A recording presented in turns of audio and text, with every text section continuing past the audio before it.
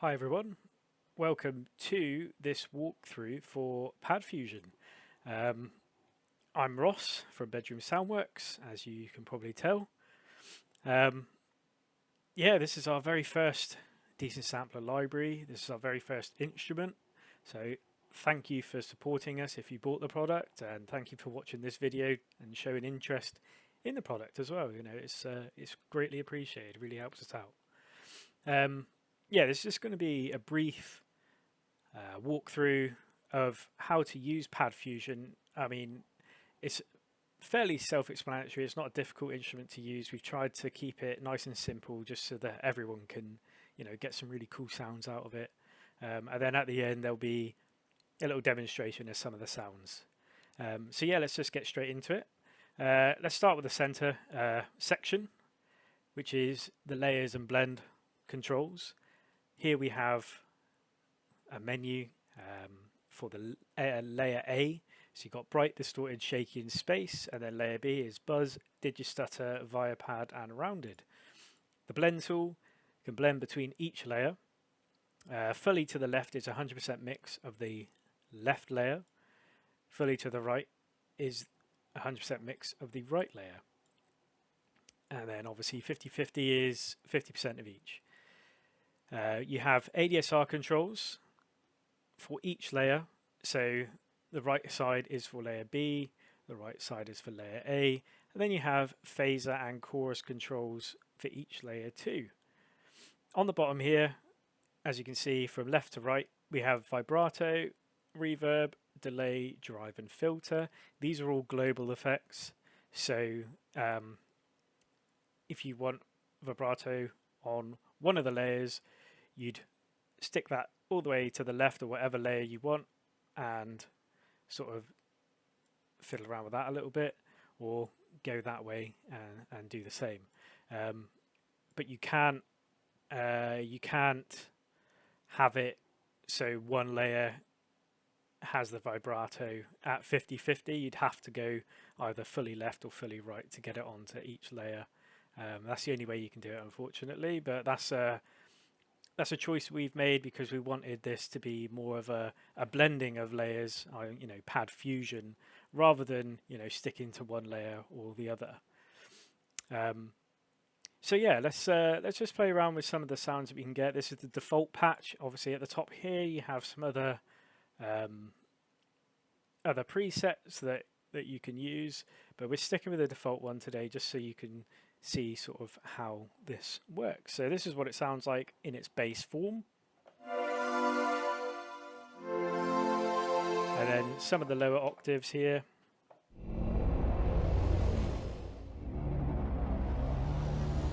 Sorry, my hand was on the pitch control there by mistake. That's my fault.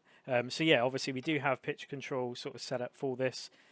I'm using a Native Instruments complete M32 keyboard here.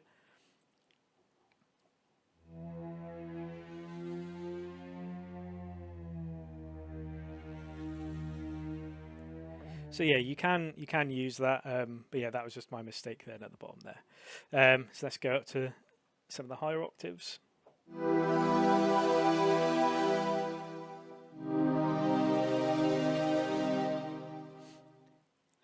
You'll probably hear, just from those couple of examples there, that the higher octaves are definitely more for musical compositions and have that sort of melodic feel to it.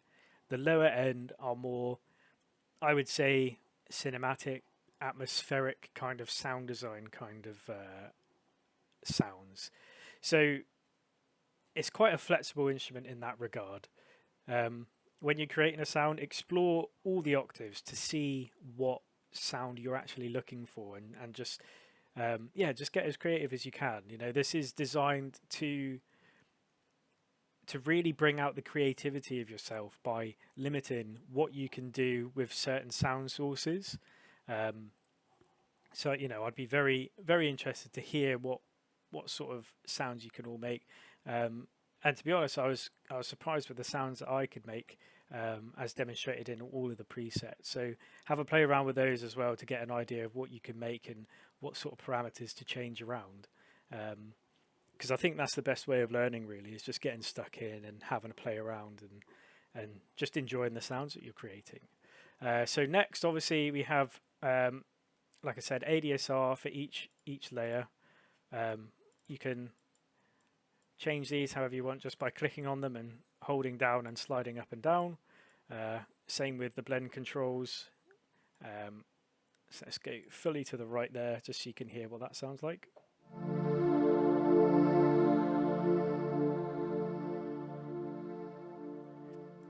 And if I went to the left,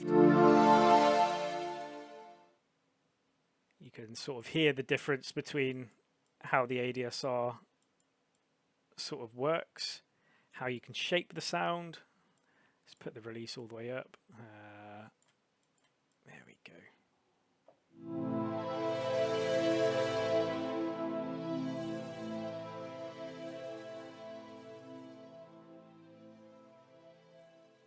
And that just goes on forever and ever and ever. Lovely. And that's what we want out of an ADSR. You know, we want it to be extreme in some cases because you want to create some extreme sounds,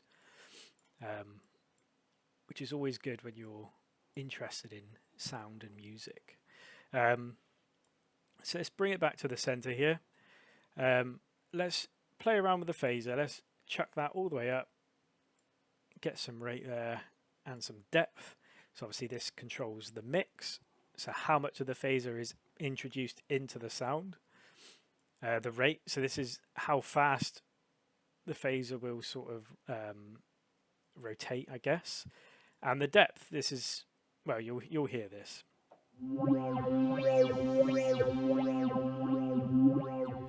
So it's pretty extreme. Obviously, if you go even further up and let's say put them all up to the right.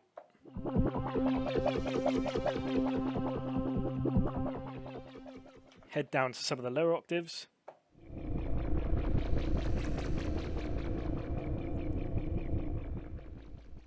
Pretty cool. An extreme example, but also very, very fun.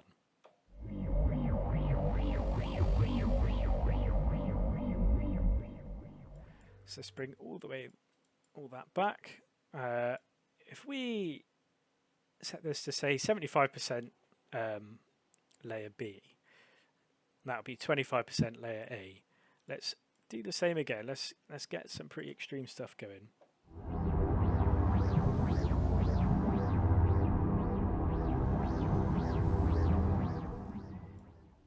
Go a bit more.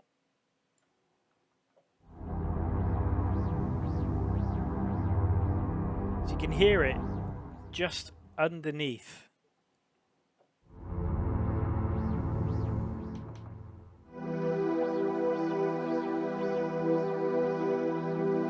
It just adds a bit of fluctuation. So, like I said, lots of flexibility here. So yeah, please just have fun with it. It is brilliant. The same, obviously, with the chorus. Let's go pretty extreme with this.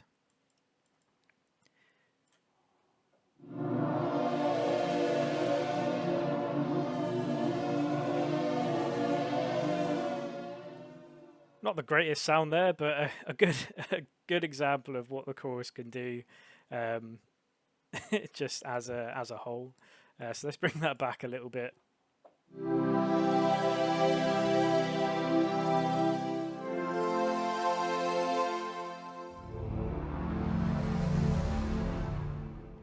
Nice. Bring that back. Obviously the vibrato.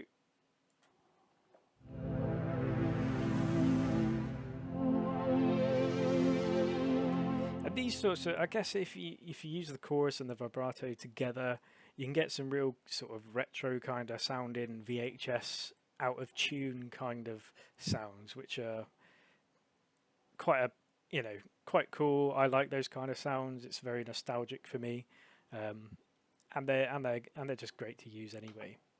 Go a bit more crazy.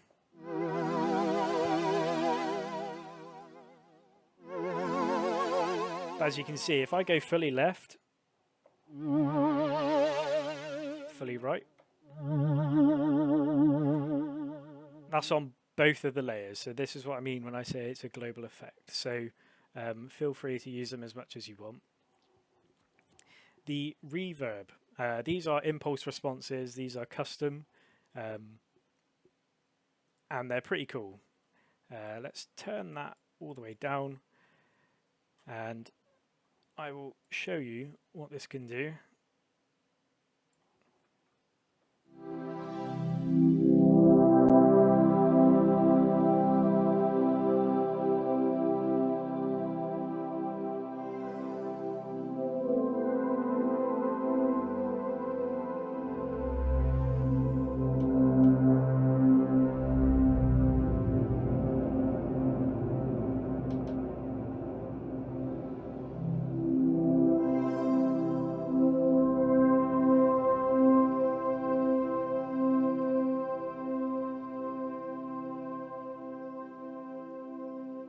So yeah, pretty cool. There's a little menu here, so you can choose which one you want. They all have sort of unique sounds and sort of patterns and rhythms to them. If you go fully to the right, that is 100% mix of reverb. So you won't hear the note initially, and you'll get the sound of the reverb. So this is what I mean.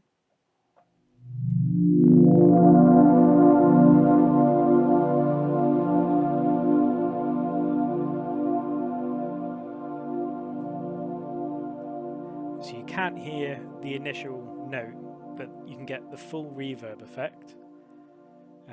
If you did want to stop it early, just change it back to what it was. Let's put a little bit in so you can see what I mean.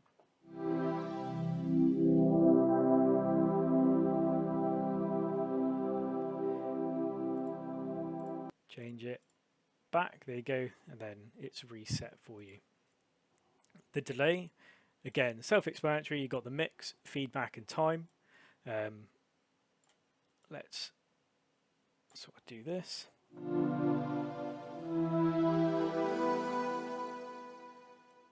Increase the time.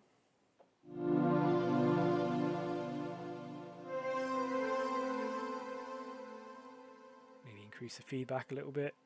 Bit more time.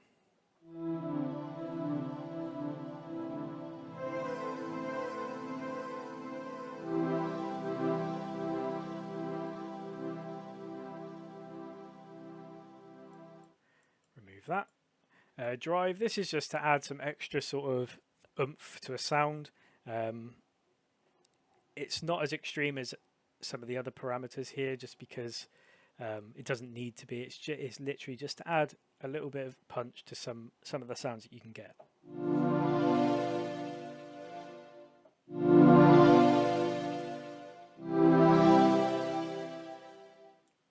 And then you have filter cutoff, which is a low pass filter. And you can set how tight or wide you want the filter to actually operate. So let's set it to 50% here.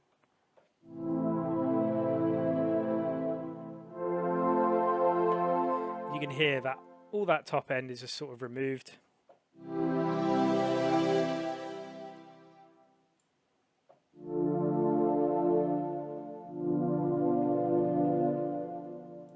So yeah, that can be ideal for sort of shaping your own sound as well.